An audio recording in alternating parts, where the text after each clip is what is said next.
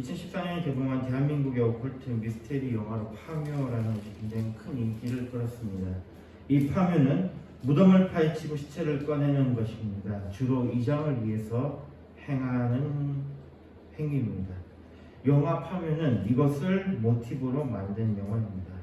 대충 내용을 보면요, 미국 LA의 거액의 의뢰를 받은 무당인 화림이 공길과 기이한 병이 대물리되는 집안의 장손을 만납니다. 조상의 묘자리가 화근임을 알아챈 화림은 이장을 권하고 또 돈냄새를 맡은 최고의 풍수사 상덕과 장의사 영근이 합류하면서 이 스토리가 시작이 됩니다. 그러면서도 이 묘를 이장하려고 하는 데서 뭔가 이상함을 느낀 상덕이 자기는 이걸 못한다 그럽니다. 그리고 그 유명한 대사 있죠. 전부 잘 알 거야. 묘 하나 잘못 건지면 어떻게 되는지. 이 이야기죠. 절대 사람이 묻힐 수 없는 악지에 자기한 기묘한 묘에 이 상덕은 불길한 기운을 느끼고 제안을 거절하지만 화림의 설득으로 결국 파묘가 시작됩니다. 그리고 나와서는 안 될 것이 나왔다고 하는 것이 이 영화의 내용입니다. 이 영화는 크게 두 가지 에피소드로 진행됩니다. 첫 번째는 친일파 후손의 이야기가 있었고요. 이때 그 친일파 후손의 그 조상은 아주 진짜 친일파답도록 자기가 불편하다는 이유에서 자신의 후손들을 죽이는 진짜 친일파다운 모습을 보이고 있죠. 그러나 그 문제를 이제 해결한 다음에 그 다음에 알게 된 것은 이 밑에 또 다른 그 시신이 있다는 것을 알게 됩니다. 그게 이제 천묘라고 그러죠. 묘를 두 개를 겹쳐서 만들었다. 이 천묘에 들어간 것이 보니까 일본의 장수였고, 일본 장수의 몸에다가 칼을 박아서 이 일본 장수가 일종의 말풍 역할을 하게 하는 그러한 것, 이런 내용으로서 여러 가지 이야기들이 진행되는데요. 이 영화를 보면서 너무도 적나라하게 무당이 거치는 불타는 것이나 이 무속적인 것들이 나오는 것을 보면서요, 많은 사람들이 감독이 무슨 무속에 빠진 사람들이고 무속을 이렇게 사람들한테 전하려고 하느냐라고 이야기를 하는데요. 이 영화를 만든 장재혁 감독님은 그 종교가 기독교입니다.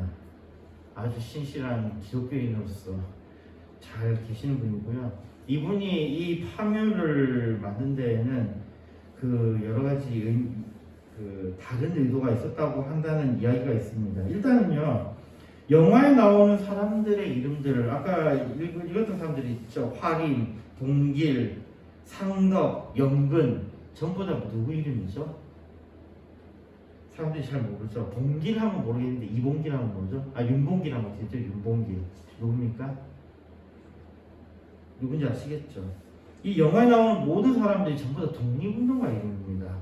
그리고 사람들이 그냥 지나칠 수 있는데 이 사람들이 타고 다니는 차에 보면요, 0301이면 차 번호가 0301인데 0301이 뭐죠?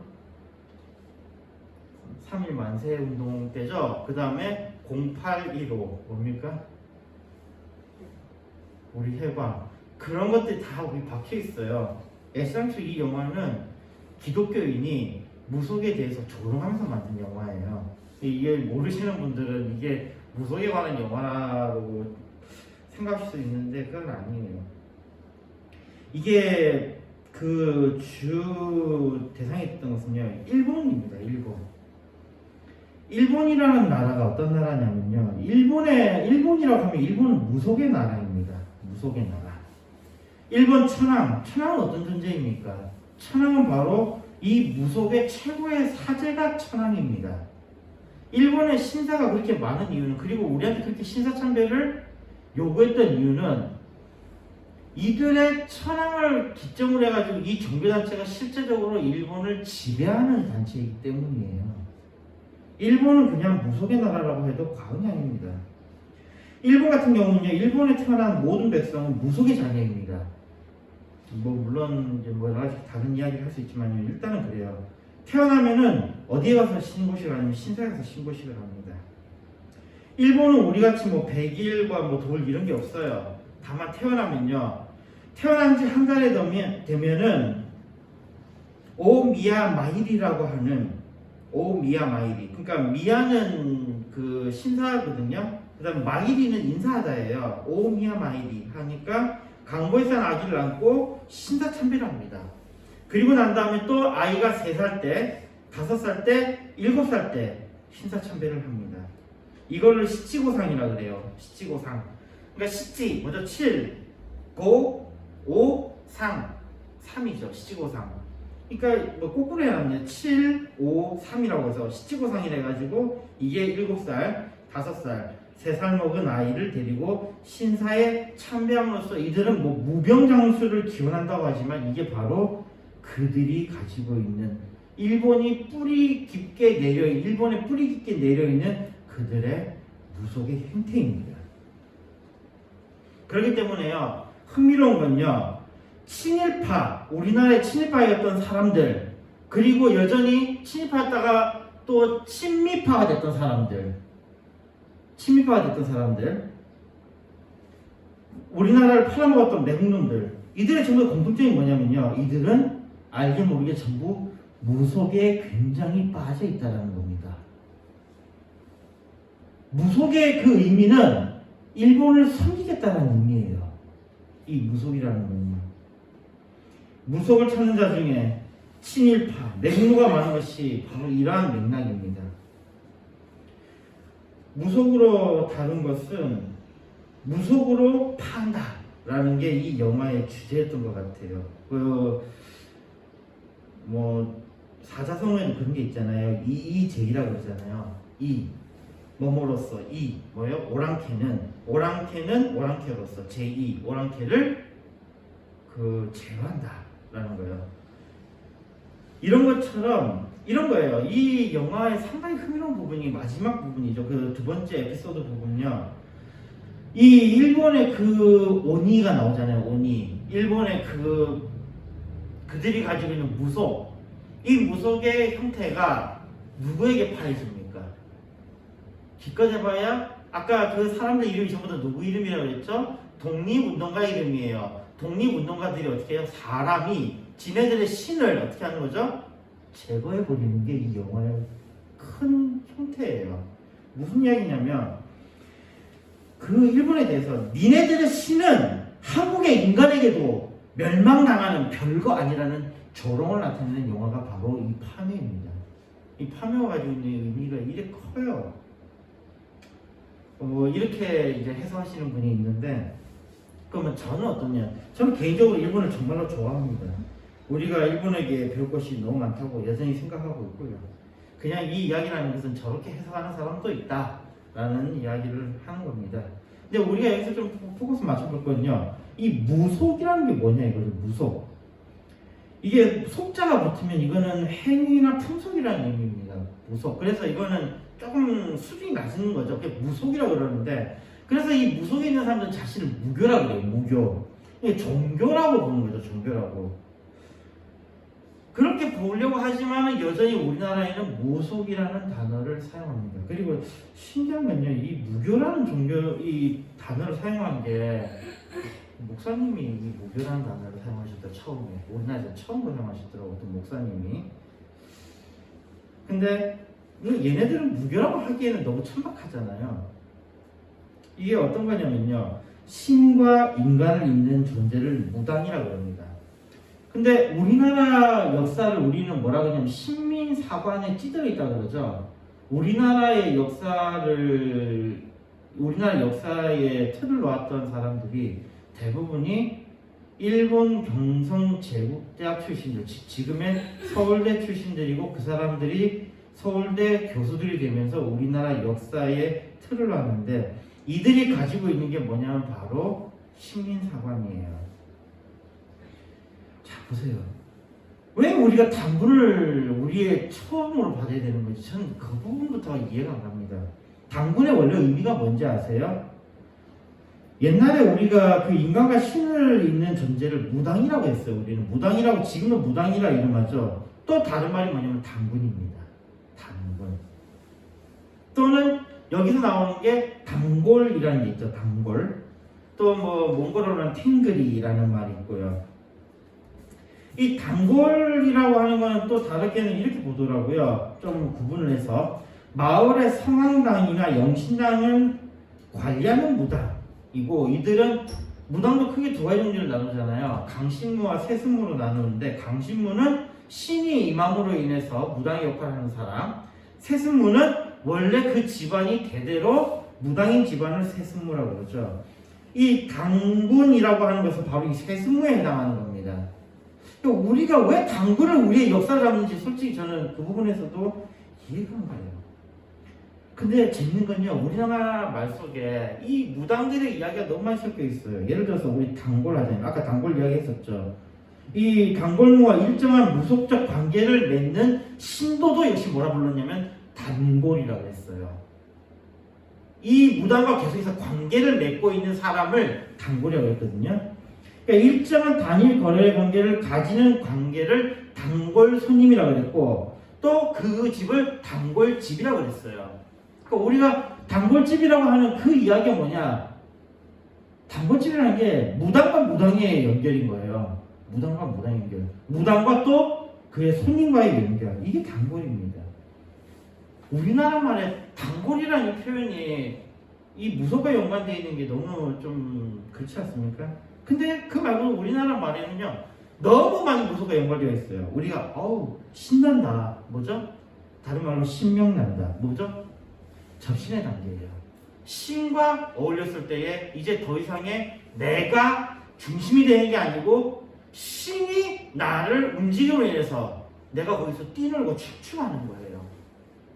신난다라는 표현도 이 무속의 모습입니다. 그 외에도 우리나라 말이에요, 무속에 관련된 말이 너무나도 많아요. 너무나도. 이렇게 보면 우리 안에도 정말로 깊이 무속에 숨어있는 것 같습니다. 이 근대화가 진행된다 라고 하면서 많은 미신들이 사라졌습니다. 근데 근대화의 다른 이름이 뭔지 압니까? 근대화의 다른 이름. 근대화의 다른 이름은요, 바로 기독교화입니다. 기독교화. 근대화의 다른 이름은 기독교화예요. 그러니까 미신들하고의 싸움이 일어나는 거죠. 이 근대화의 과정에서 진짜 변태적으로 발생한 것이 일본이거든요. 일본은 하나님이 있어야 될 그 자리에 천황을 두고 그들의 헌법을 만들었어요. 그리고 그러한 모습이 우리나라에도 많이 자리하고 있습니다. 특히 친일파들이 집권할 때에는 이런 것들이 굉장히 심해졌어요. 우리의 행동은 여전히 과거의 악습에 젖어 있습니다. 여기 우리가 악이라고 하는 것은 무엇입니까? 왜 우리가 이런 것들에 대해서 다시 보아야 하는 것입니까? 우리가 악이 뭐가 그렇게 대단한 거라고. 근데 이 악이라는 건요, 우리가 불행해지기 때문에 우리가 악이라고 하는 거예요. 우리가 불행해지기 때문에요. 여전히 우리는 악한 것들로 인해서 고통을 받고 있습니다. 우리의 인간의 삶은 믿음의 삶입니다. 우리 인간은 반드시 무언가를 믿습니다. 믿음이라는 것은 말로는 또 의지라고도 표현되고 있죠. 의지가 있는 인간만이 살아있잖아요. 뭔가를 하고 싶은 것만이 살아있잖아요. 의지는 인간을 움직이게 합니다. 근데 우리로 하여금 살게 하는 그 믿음이 헛된 것이 된다면 우리는 좌절하고 고통당하며 불행 속에서 괴로워하게 될 것입니다. 소망을 잃을 것입니다. 소망을 잃으면 생명을 잃는 것입니다. 우리에게 올바른 믿음은 우리의 생명이며, 그래서 우리는 믿지 말아야 하는 것이 있다는 것을 인식하고 그것을 우리가 알고 믿지 말아야 하는 것입니다. 오늘 말씀을 통해서 우리가 믿지 말아야 할 것에 대해서 나누려고 합니다. 첫째로 우리가 믿지 말아야 될 것은 하나님을 제외한 다른 신들입니다. 문명이 발달하면서, 특히 농업이 발달하면서 이 신의 개념이 굉장히 발달합니다. 농경사회는요, 지독하게 신들이 많이 등장해요. 그게 왜 그러냐면 농경은 풍요와 다산이 제일 중요하잖아요. 이 풍요와 다산을 기원하기 위해서 그들은 여러 신들에게 사실은 빕니다. 근데 사실 농업을 하면요, 풍요롭거든요. 풍요로워요. 실제로 풍요롭습니다. 그렇기 때문에 정착을 하는 거예요. 만약에 풍요롭지 않다면 정착을 안 하죠. 근데 왜 농업 국가에서 굶어 죽는 사람이 나올까요? 그건 바로 통치자라는 이름의 바로 이 무당에 해당하는 인간들이 나오면서입니다. 이들은 사람들에게 자신들이 신과 연결해준다라는 이름을, 그러한 이유를 대고 사람들이 열심히 일한 것을 지네들이 중간에 가로채는 거예요. 가로채는 겁니다. 그들의 이름이 아까 단군이라는 겁니다. 그들의 이름이 또한 그 좌식자, 앉아서 받아먹는 놈들, 또 그들의 이름이 왕, 이런 것들입니다. 그리고 또 이들은 이 다른 신들을 통치를 위한 도구로 이용합니다. 왕은 신이라는 것을 자신의 통치의 도구로 이용합니다. 자기가 직접 사람들을 한 명 한 명 통제하려고 그러면 어렵지만 신을 딱 상징해 놓고 이 신이 너를 계속 쳐다보고 있을 거야 라고 하면서 사람들하고 뭐 하는 거예요? 스스로 더럽게 만드는 거예요. 더럽게 만듦으로 인해서 자신이 통치하기가 쉬워지게 만든다라는 겁니다. 그러니까 이 신은 수탈의 도구인 거예요. 그들에게 있어서는요. 여호수아 24장 14절에 보면요. 그러므로 이제는 여호와를 경외하며 성실과 진정으로 그를 섬길 것이라. 너희의 열조가 강 저편과 애굽에서 섬기던 신들을 제하여 버리고 여호와만 섬기라. 여기 상당히 흥미로운 것은요. 강 저편에 있던 신, 그것도 역시 농경의 신들이죠. 그리고 애굽에서 섬겼던 신, 역시 농경의 신들입니다. 좀 더 부연 설명해보자면요. 이집트에는 이 파라오가 어떤 놈입니까? 왕의 대리자라고 그러죠, 자신이. 또 이집트에는 수많은 신들이 나옵니다.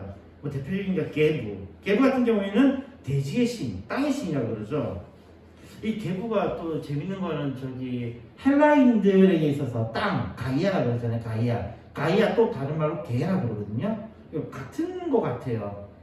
하여튼 대지의 신이 있어요. 그 다음에 사티스, 이거는 나일과 봄람의 신입니다. 또는 아툼이 또 나와요. 이 아툼은 창조의 신입니다. 창조의 신. 그리고 슈, 이거는 하늘의 신이에요. 라는 우리가 많이 들어봤죠. 태양신입니다.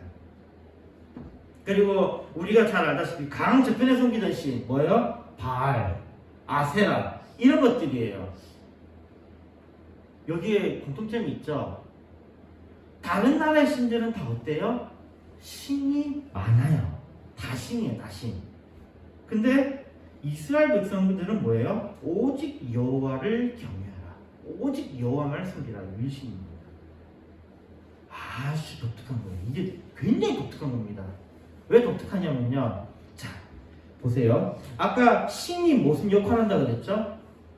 통치자들이 없는 사람들을 수탈할 때 도구를 사용한다고 그랬죠. 그러면 귀족들이 많잖아요. 귀족들이 많으니까 이들은 각자 수탈에 필요한 신이 다 있을 거 아니에요. 그러니까 누구는 이 신, 누구는 이 신, 누구는 이 신, 그래갖고 사람들 수탈해요. 대신에 신들끼리 뭐가 있어요? 계급이 있어가지고 그 위에 신에게 갖다 바치는 형태로 만들잖아요. 이거는 가짜 신이에요. 신들끼리 계급이 있고 하는 가짜 신이에요. 이거는 도구예요. 근데 기독교의 신은요, 오직 한 신입니다. 이 한 신은요, 왕의 신도 이분이고요, 저기 저 노예의 신도 이분이에요. 이 하나님은 그냥 모든 사람에게 공평하신 분입니다. 아주 이 시대에 농경사회에서는 이상한 신의 형태입니다. 즉 이거는 참이 아니고서는 있을 수 없는 신의 모습입니다. 농경사회에 정말로 어울리지 않는 신이거든요.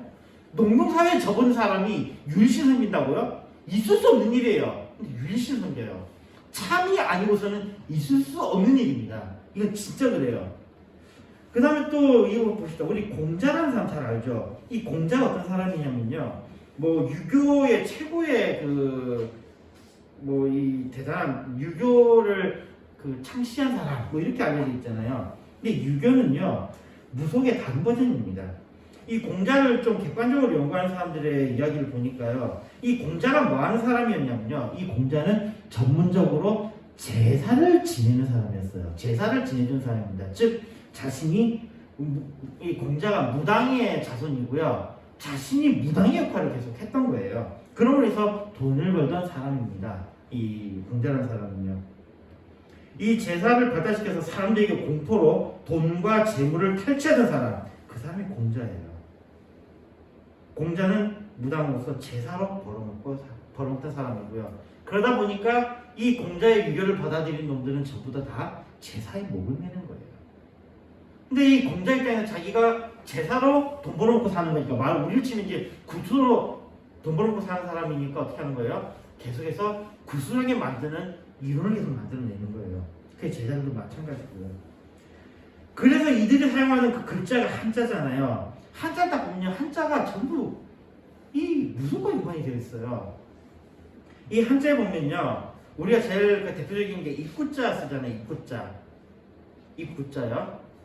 입구자를 보면은 우리는 그게 사람의 입모양을 본뜬 것이라고 이야기하는데, 그럼 입구자가 사람의 모습을 본뜬 것이라고 한다면은 입구자가 3개 있는 거는 상품이에요. 상품자예요. 설명이 안 돼요. 입이 3개가 있는데 왜 이게 상품이 될까? 근데 이거를 쉽게 딱 무속적인 기에서 바라봤을 때 이건 제기로 보면 돼요. 제기로 봐서 이 제기 하나가 귀신에게 들어가는 하나로 치면요, 제기가 3개가 모이면 뭐가 되는 거예요? 그게 상품이 되는 거예요. 이런 식의 접근을 해보면요, 이 한자라는 이 단어가 굉장히 무속에 찌들어 있는 말이에요. 그래서 이 한자를 사용하는 모든 나라들은 보면 이 제사에 목을 맵니다. 다행스럽게도 우리나라는 이 한자의 고리를 끄는 나라 중에 하나지만, 일본은 여전히 이 한자에 목을 메고 있고, 중국은 여전히 한자에 목을 메고 있지만, 중국은 한자를 훼손했죠. 간체자라는 걸 이용해서 훼손했어요. 그리고 중국이라는 나라는 재밌는 것은 문화대혁명이라는 거 지네들 말로 문화대혁명을 거치면서 유교를 비롯한 모든 문화를 다 불태워버리고 모든 사람을 다 패버리거든요. 공산주의 이름으로. 그렇게 함으로써 중국은 실제적으로 유교가 다 끊긴 나라예요. 그러니까 그들이 한자도 마음대로 훼손하는 거예요. 그런데 반면에 타이완에 가보면요, 타이완은 그 한자를 그대로 사용합니다. 그리고 타이완의 곳곳에 어디를 가도 무속 행위를 볼 수 있어요.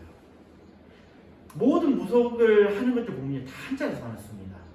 이 한자는 바로 이 귀신과 소통하는 문자같이 되어버렸어요. 또 예를 들어 하나 봅시다. 법법자를 볼까요? 법법자를 보면요, 이렇게 되어 있습니다. 물수변에 갈것자를 써놨어요. 근데 여기에 대해서 설명하면서 법이라는 것은 물이 흐르듯이 자연이 흘러가는 것이다 라고 해석을 하는데, 이건 거짓말입니다. 원래 이 법법자가 만들어진 거 그 위에 해태가 하나 더 붙어 있어요. 해태가 뭐냐면 상상의 동물입니다. 상상의 동물이어서 뿔이 하나가 있는 이 동물인데, 이 동물은 그 영험한 동물, 그냥 그런 거예요. 이 동물이 어떠냐면요, 물에 사람을 세워놨을 때에 이 해태가 나쁜 사람을 들이받아요. 들이받으면 그 사람이 죄인인 거예요. 죄를 따지는 게 아니라 해태가 들이받는 게 그게 죄예요. 그게 법이라는 겁니다. 이게 원래 가지고 있던 그 해태 치자가 원래 위에 있는데, 해태 치자를 빼버리고 지금은 이렇게 쓰고 있거든요. 지금 쓰고 있는데, 실제적으로 이게 쓸 때에도 어떻게 했냐면요, 왕이 어떤 존재라고 그랬어요. 그냥 무당이었잖아요. 그럼 누가 죄를 지고 재판을 걸어요. 그럼 어떻게 하냐면요, 재판관 당사자 둘이를 강에다 세워놔요. 앞에 세워놓고 소를 갖다 놓습니다. 소를. 그리고는 소를 경로하게 만드니까 소가 어떻게 하는 거예요? 누군가 가서 들이받겠죠. 들이받은 사람은 물에 떨어져서 갑니다. 죽어요. 그게 법입니다. 그게 법이 형성된 거예요. 즉 무당의 한 행위가 바로 법의 모습이라는 거예요. 그래서 이 학문에서 한자를 가지고 뭘 자꾸 학문을 풀이하는 사람들이 있는데, 한자는 학문의 풀이 대상이 아니에요. 그건 그냥 무속입니다. 한자는 우리가 완전히 버려도 아무 무관한 그것이에요. 자꾸 한자 가서 세우려는 사람들이 있는데, 그 사람들은 대부분이 뭐냐면 바로 무속인들이에요.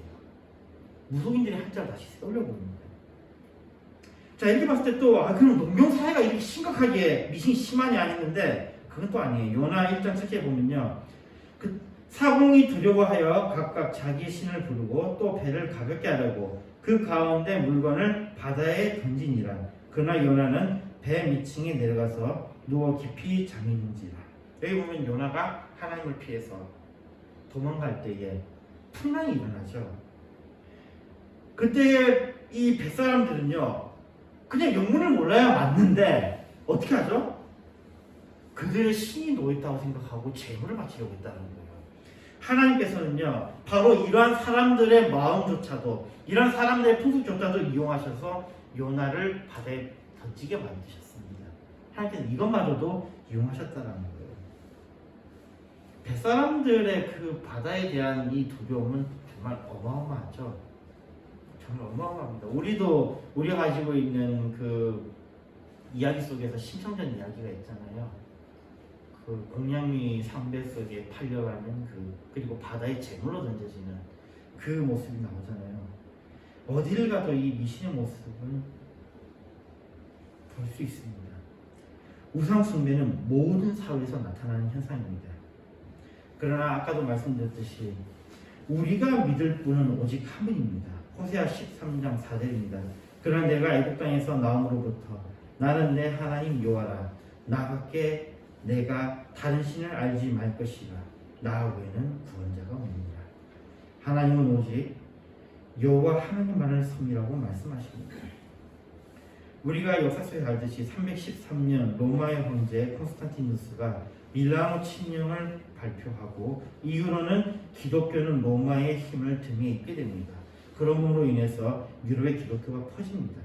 그랬더니 이 기독교마저도 중세 기독교 우리가 중세를 우리가 암흑 시대라고 그러잖아요. 이 기독교마저도 미신적인 요소들이 가득하게 됩니다. 근데 그거 아세요? 진짜 기독교하고 가짜 기독교하고 판별하는 아주 좋은 방법이 있습니다. 뭐냐면요, 그 교회 우리가 만약 교회를 갔을 때에 딱 받으면 그 교회 목사님이 하나님을 두려워하는 사람이면 그 교회는 진짜 기독교인들이 모인 것이고요. 목사님이 하나님을 두려워하지 않으면 그 교회는 가짜예요. 그 이야기가 마찬가지예요. 이 중세시대 때의 사제들은 하나님을 두려워하지 않는 사람들이었어요. 하나님을 두려워하지 않았다는 건 그들은 뭐예요? 하나님을 없다고 생각했던 사람들이라는 거죠.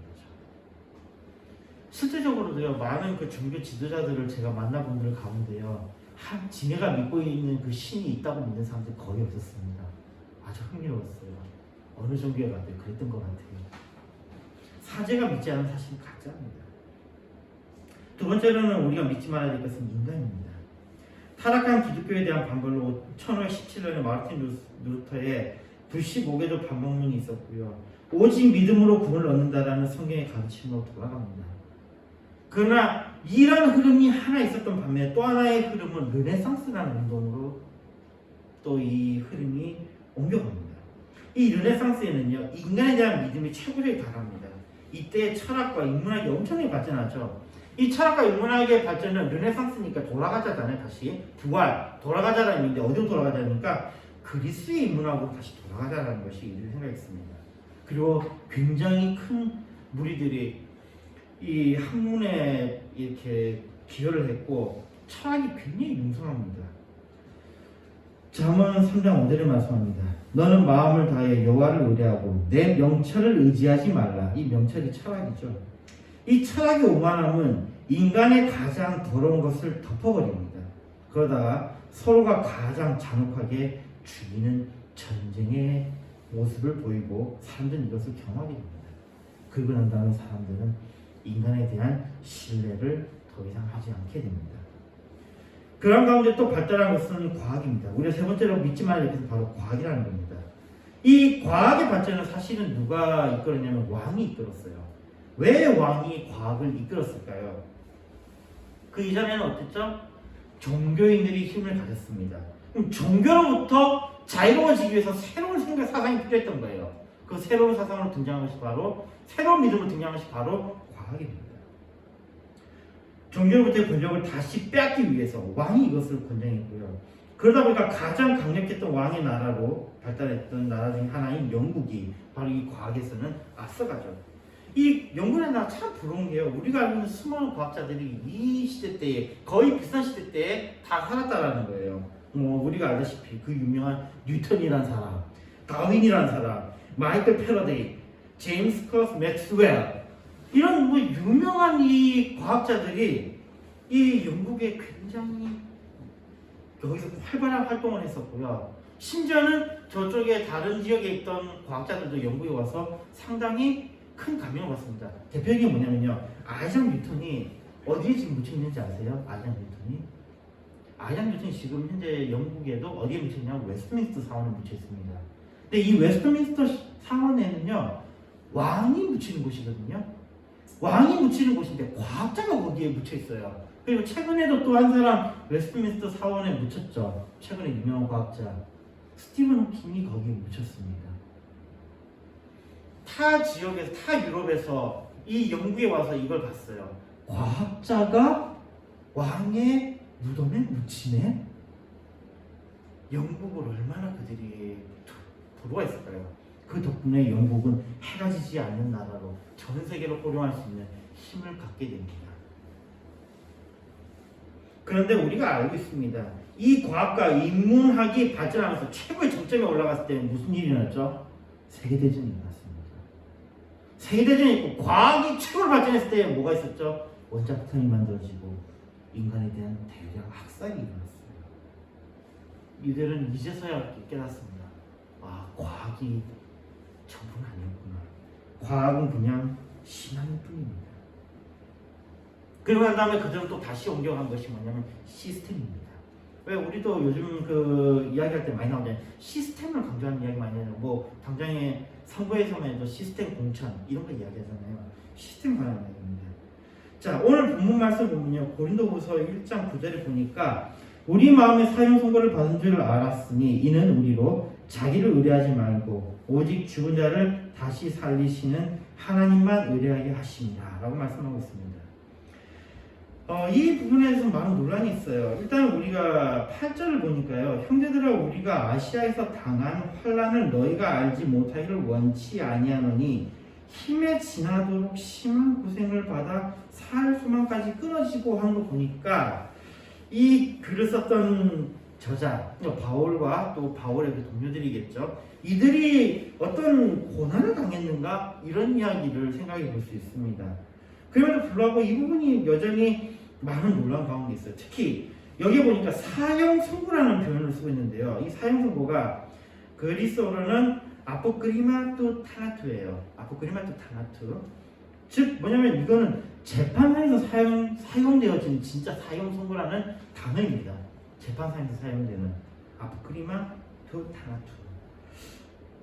그러니까 이거는 법 질서를 어긴 사람들에게 내려지는 선고인데, 그러면 이게 그 사형 선고를 받은 줄 알았으니라는 이 말이 법 질서를 어긴 사람들 그때는 어떻게 했죠? 그 서커스라는 것, 즉 원형 경기장이잖아요. 원형 경기장에서 어떻게 해요? 맹수에게 사람을 집어던짐으로 해서 그들 그 죽이는 방법을 사용했었잖아요. 또는 법정에서 사형 판결을 내리는 그런 것들이 있었잖아요. 이것을 의미하는 게 아닌가라고 했을 때에, 근데 여기 보면요, 그 다음에 이렇게 되어 있습니다. 우리 마음에 라는 표현이 또 있어요. 우리 마음에. 아니 위에는 자기들이 지금 고통에 관한 이야기를 했는데 갑자기 뒤에 우리 마음에 라는 표현을 써요. 우리 마음에. 우리 마음에 사형 선고가 내려졌다? 아니 그냥 사형 선고가 내려지면 사형 선고가 내려진 거지, 우리 마음에 사형 선고가 내려졌다는 것도 뭐지? 이게 뭔가 되게 애매하게 보이더라고요. 이 뭡니까? en he autois라고 돼 있어요. en he autois. 즉 마음이라는 표현을 쓰진 않았어요.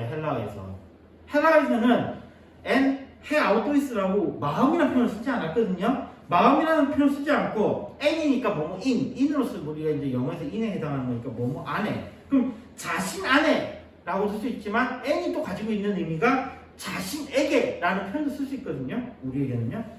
아니야 다를까 그 개혁 성경을 찾아보니까 개혁 성경이 이렇게 번역을 해놨더라고요. 고린도서 1장 9절을 보면은 우리는 우리 자신이 사형 선고를 받은 줄 알았으니, 앞에하고 좀 다르죠. 앞에는 어떻게 되어 있어요? 우리 마음에 사형 선고를 받은 줄 알았는데, 개정 개혁을 보니까 우리는 우리 자신이 사형 선고를 받은 줄 알았으니 라고 되어 있는 거예요. 그러니까 뭐예요? 자기들에게 사형 선고가 내려졌다라는 의미가 되는 거죠. 아까 이거는 마음속이라고 우리가 이야기할 때는 그냥 상상 속에 이루어지는 거, 아직 일어나지 않은 것이잖아요. 근데 여기는 지금 보니까 자기들에게 이미 뭐가 된 거예요? 사형 선고가 내려졌다라는 표현을 쓸 수 있는 거죠. 그러면 이렇게 됐을 때에 오히려 이해가 좀 더 편한 것 같아요. 각 사람에게 내려진 것으로 받아들이면 될 것 같아 보입니다. 개혁한 걸 또 그리고 그 상황에서 다시 보면요, 사형 선고가 내려진 것을 그들이 가져왔습니다. 그러니까 그들은 사형 선고가 내렸을 때 이미 그게 자신들에게도 내려졌다면 이게 그들의 정신을 또 지배할 거 아니에요. 정신을 지배할 거 아니에요. 내가 앞으로 사형을 받을 것이다 라고 이렇게 누가 사형 선고를 하게 되면은 자신의 정신도 그것에 의해서 지배를 받을 거 아니에요. 그런 이유를 받아들인다면요, 이로 인해서 그들이 사실은 이 사형 선고가 내려지기 전까지는 의지하는 것이 달라졌는데, 이제는 그들에게 뭐가 없어지는 거예요. 사형 선고가 내려지면 그들에게 정신이 있어서도 또는 그들의 실제에 있어서도 뭐가 없는 거예요? 소망이 없는 거예요. 소망이 없는 겁니다. 근데 여기에 고린도후서의 말씀이 우리로 자기를 의지하지 말고, 그러니까 여기에는 자기에게 소망이 없는데 그랬더니 뭐라 그러냐면 너를 의지하지 말라. 너희들을 의지하지 말라. 인간을 의지하지 말라는 거예요. 그리고 사형 선고라는 이 표현 자체가 뭐냐면 이게 바로 시스템이에요. 이게 시스템입니다. 바로 이들로 하여금 죽음에 이르게 한 것은 이들이 정말로 착한 사람이냐 아니냐 이게 아니에요. 이들의 시스템이 이런 죄를 범하는 것, 그리고 죄도 지네들이 시스템으로 규정하잖아요. 우리가 알고 있는 선함과 악함이 아니라 시스템에서 이거는 죄다라고 이야기하는 그것을 범했을 때에 니네는 사형을 받는다라는 시스템, 이걸 의지하지 말라는 거예요. 이걸 의지하지 말고 뭐라고요? 오직 죽은 자를 다시 살리시는 하나님만 의지하라고 말씀하고 있습니다. 고린도후서가 그 주 55년경에 쓰인 것으로 되어 있는데, 이때 로마의 황제는 우리가 알고 있는 바 바로 네로죠. 네로. 성경에 나오는 666에 해당하는 네로입니다. 이 네로가 54년에서부터 68년까지 그 통치를 했거든요. 그러니까 이 당시에 정말 기독교 많은 사람들이 계속해서 사형선고가 내려지고 있는 상황이었어요. 사형선고가 내려지고 뭐 오늘 죽을지 내일 죽을지 몰라요. 계속해서 경기장에 던져지고 있고 계속해서 사람들이 최악의 그 고문을 당하면서 죽음에 이르고 있던 그때였거든요. 이런 것들 생각하게 되면 이때 이 문구가 이해가 되는 것 같습니다. 이 그리스도인들에게 죽음을 선고하는 시스템, 이 시스템이라는 건 사실은 규칙과 장치들이에요. 규칙과 장치들. 근데 이 규칙과 장치들이 그리스도인들을 위협하고 있었다는 겁니다. 이 시스템이라는 것은 필요한 기능을 실행하기 위한 어떤 법칙에 따라 조합된 것을 시스템이라고 합니다. 그래서 이 시스템은 제도와 체제 이런 것들을 포함하고요. 여기에 대해 시스템이라는 표현을 그냥 쓰는 것은 마땅한 한국어 번역이 없기 때문입니다. 뭐 한국어에서는 체계라는 표현을 쓰긴 하는데 마땅한 번역은 안 돼요. 이 시스템에는 두 가지가 있습니다. 하나는 룰, 규칙이 있어요. 해야 할 것과 하지 말아야 될 것을 규정합니다. 두 번째는 장치가 있습니다. 해야 될 것과 하지 말아야 될 것을 행하도록 만드는 장치예요. 그러면 우리는 이 장치라고 툴이라는 표현을 썼을 때는 왠지 사람들이 의식하지 않고 자연스럽게 원하는 행동을 하도록 유도하는 도구 이 정도 생각하죠. 뭐 이게 이 장치라고 하는 건 이런 거예요. 우리가 어떤 그 프로그램 같은 것도 보면요, 우리도 프로그램 만들 때 이러거든요. 전화번호를 입력하라고 그러면은 사람들이 엉뚱한 거 막 나는 집에 간다 이런 거 입력하지 못하게 뭐예요? 거기에는 항상 숫자만 들어가게 입력을 하고, 숫자가 우리나라는 전화번호 숫자가 정해져 있잖아요. 앞에 3자리, 뒤에 4자리 되어 있으니까 그대로 앞에는 3자리, 4자리에서 총 그 자릿수를 맞추게 그렇게 우리가 시스템을 해서 그 인도하게 만드는 거잖아요. 자, 이렇게 봤을 때 이게 장치가 굉장히 그 뭐 괜찮은 것처럼 보이지만 봐요. 해야 될 것과 하지 말아야 될 것 이야기하는데요. 해야 될 것 했을 때는 사람들이 주로 장치가 뭐예요? 상을 주죠. 하지 말아야 될 것을 했을 때 주로 하는 말은 뭐죠? 벌을 주는 건 바로 상벌입니다. 상벌. 시스템이라는 것은 규칙, 즉 룰이 있고요. 장치가 있는데요. 이 규칙이라는 것은 해야 될 것과 하지 말아야 될 것을 규정하고, 장치는 상과 벌이에요. 상과 벌입니다. 그리고 이것을 자연스럽게 누구나가 다 할 수 있게 만들어요. 자, 이게 무슨 이야기냐면 네로가 지 혼자서 그냥 그 예수 믿는 사람들 다 죽여버려 이렇게 했으면은 죽는 사람이 그렇게 많이 안 나타났을 거예요. 근데 이걸 뭘로 만든 거예요? 장치로 만든 겁니다. 뭐예요? 예수 믿는 사람들은 벌로 뭐 하라고요? 죽여 라는 이 장치를 만들어요. 그걸로 공포를 하는 거죠. 그러면 로마의 지배를 받는 모든 나라들은 이 시스템에 따라서 어떻게 하는 거예요? 예수 믿는 사람들은 죽이는 겁니다. 시스템은 이게 무서운 거예요. 사실 이 시스템은요, 잘 짜이면 굉장히 유익합니다. 잘 짜이면요. 잘 짜이면 굉장히 유익한 거예요. 근데 사람들이 착각한 게 있어요. 저도 이런 얘기 정말 사람들 하는 거 많이 들었는데요. 시스템이 잘 짜이는 경우는 없습니다. 제가 아까 이야기했잖아요. 시스템이 잘 짜이면 굉장히 좋다 그랬어요. 근데 그럴 일이 없다는 이야기입니다. 왜 그러냐면요. 시스템을 만드는 게 누구예요? 사람이잖아요. 사람은 어때요? 원래 악해요. 사람이 만드는 것이 무슨 아름다운 것이 있겠습니까? 악한 인간이 아무리 해봐야 거기서 거깁니다. 물론 기독교 문화를 기반으로 한 시스템이 있어요. 우리가 기독교 문화를 기반으로 한 시스템 중에 하나가 뭐죠? 그게 바로 민주주의입니다. 민주주의가 기독교 문화를 통해서 만들어진 시스템이에요. 그러니까 우리가 그 시스템을 상당히 괜찮은 시스템으로 받아들이잖아요. 그럼에도 불구하고 어때요? 뭔가 자꾸 삐걱거리죠. 이 시스템을 계속해서 보완해 나가야 돼요. 우리가 정말 오랜 기간을 통해서 이 시스템, 민주주의라는 시스템을 만들어서 그래도 나름대로 운영을 해왔습니다. 근데 이 시스템은요, 제대로 작동하지 못할 때가 있습니다. 그게 언제냐면요, 그 시스템 위에 누군가 올라갈 때예요. 무슨 이야기냐면, 시스템이 작동하는 것은 시스템 밑에 사람이 들어가야 되거든요. 그러면 법이라고 봅시다. 법이라는 시스템을 만들었는데, 이 법이라는 시스템 밑에 사람이 들어가면 누구나 다 그 항목에 대해서 어기는 것을 해서 누구나 다 똑같이 처벌을 받아야 되잖아요. 근데 우리는 일단 진짜 우리 일상생활에서 그렇지 않다는 걸 보죠. 누구는 처벌을 안 받고 누구는 처벌을 받아요. 즉 누군가 시스템 위에 올라가게 되면 이 시스템은 작동하지 않게 됩니다. 규정에 누군가 군림하면 안 된다는 거죠.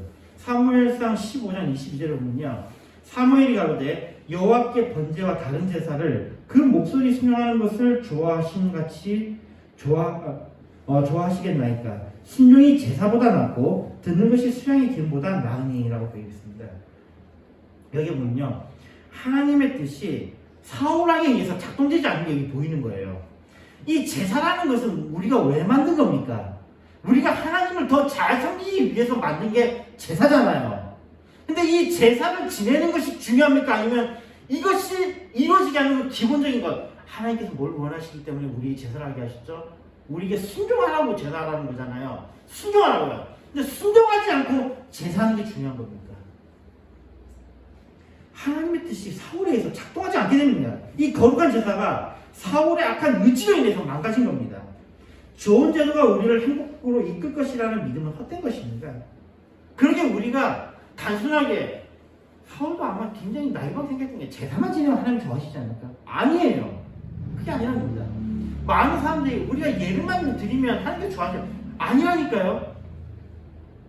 우리가 시스템이 우리를 전부터 이끌지 않다는 거, 그걸 믿지 말라는 겁니다. 이념과 사상이 너무 집착할 필요 없습니다. 우리 사회에서 법이 강자에 의해 작동되지 않는 거 우리가 보고 있지 않습니까? 보고 있지 않습니까? 시스템을 무시하지 마십시오. 말씀 읽겠습니다. 인류는 계속해서 무언가를 믿어왔습니다. 한때는 자연을 믿었고, 또 한때는 지배자가 제시하는 신을 믿었고, 거짓 신과 지배자의 거짓에 벗어나 이제는 인간을 믿었습니다. 그러다 인간에 실망하고 신은 없다고 하면서 과학을 믿기 시작했습니다. 그러나 과학은 처음부터 헛된 것이다. 나아가면 반드시 답하지 못하는 것들이 생기며 이는 필연적으로 신으로 귀결됩니다. 그러한 가운데 악한 인간은 창조주 하나님을 거부하려는 고집에 어떤 과학자들은 그냥 하나님 믿으면 될걸, 이신론 같은 다른 신을 믿게 됩니다. 그리고 어떠한 대답도 얻지 못하고 여전히 불행 가운데 있습니다. 인간은 믿지 말아야 할 것을 계속해서 믿어왔습니다. 인류의 역사는 거짓 믿음의 역사라고 해도 과언이 아닌 것입니다. 인간은 우리가 죄인이라는 것을 망각합니다. 인간은 우리가 부족하다는 것을 망각합니다. 인간은 우리가 하나님의 자녀라는 것을 망각합니다. 그리고는 다른 신을 섬기고 다른 인간을 섬기고 다른 것을 섬깁니다. 하나님은 사랑이십니다. 하나님은 지금도 우리가 하나님께로 돌아오기를 기다리십니다. 호세아 6장 1절에 말씀입니다. 오라 우리가 여호와께로 돌아가자. 여호와께서 우리를 지으셨으나 도로 낫게 하실 것이요 우리를 지으셨으나 싸매어 주실 것입니다. 우리는 하나님 외에는 어떤 것도 믿지 않아야 합니다. 다시 말해 오직 우리가 믿을 것은 하나님 한 분밖에 없습니다. 오직 하나님만 섬기는 것이 우리가 할 일입니다. 하나님은 하나님을 섬기는 길로 예수 그리스도를 우리에게 주셨습니다. 예수 그 이름을 믿는 자는 하나님만을 섬기는 것입니다. 예수 그리스도를 믿음은 그것은 우리에게 소망이며 우리에게 복이며 우리의 영원한 생명입니다.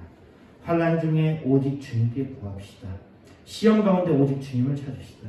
오직 주님만이 우리의 피할 바위시며 우리의 방패시며 우리의 산성이십니다. 우리의 믿음의 조상들은 오직 주님만을 믿고 의지했고 주님은 그들을 구원하셨습니다. 그 구원이 우리에게 있기를 소망합니다. 시편 22편 4절에 말씀합니다. 우리 열조가 주께 의뢰하였고 의뢰하였으므로 저희를 건지셨나이다. 기도하겠습니다. 하나님 감사합니다.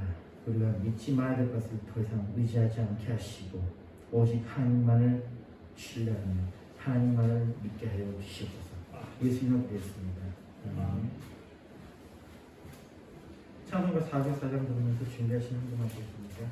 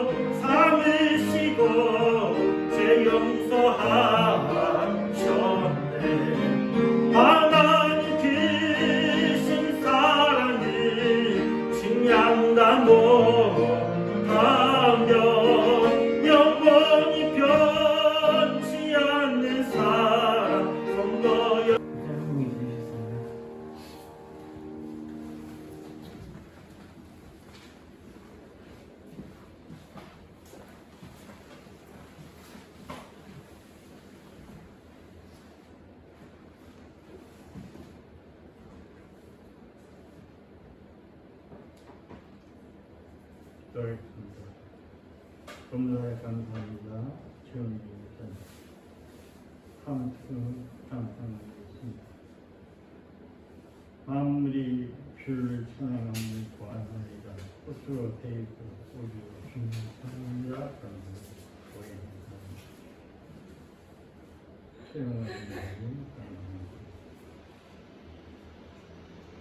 좋으신 하나님,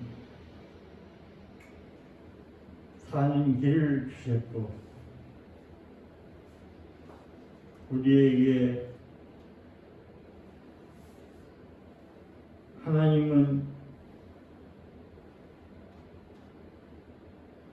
살리시기를 살리시는데 죄 문제를 해결하는데 예수 그리스도를 보내시어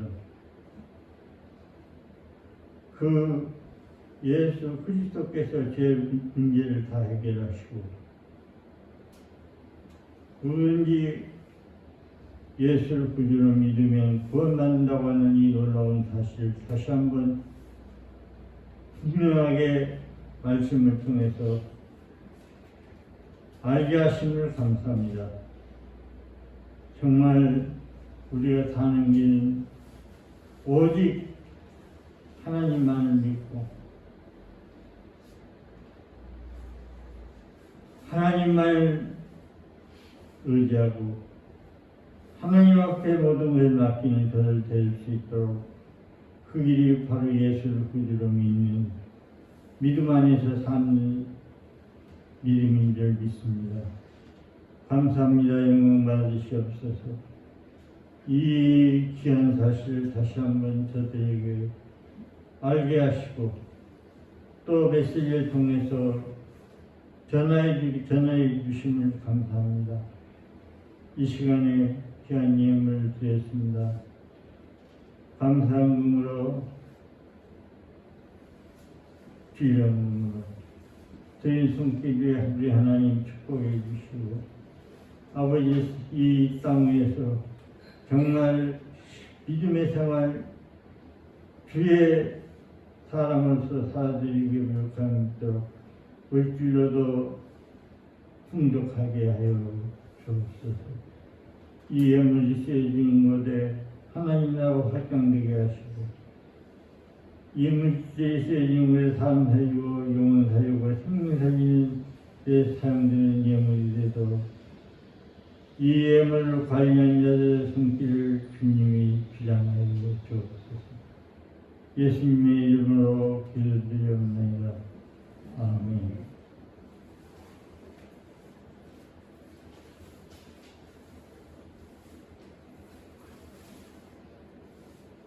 찬송가 404장입니다.